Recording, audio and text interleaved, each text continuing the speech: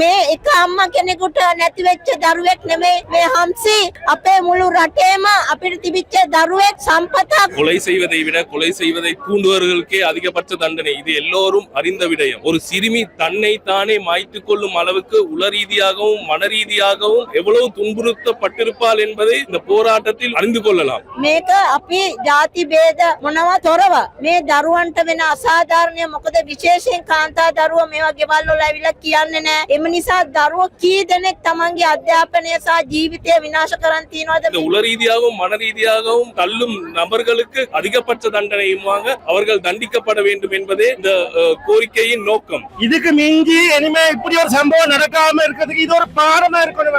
சட்டத்தரணிகளே தயவு செய்து நீதியை மட்டும் பாருங்கள். உங்களது தொழில் தர்மத்தை இதிலே காட்டாதீர்கள். தயவு செய்து ஒரு படி போது ஒரு படி தேவையில்லை.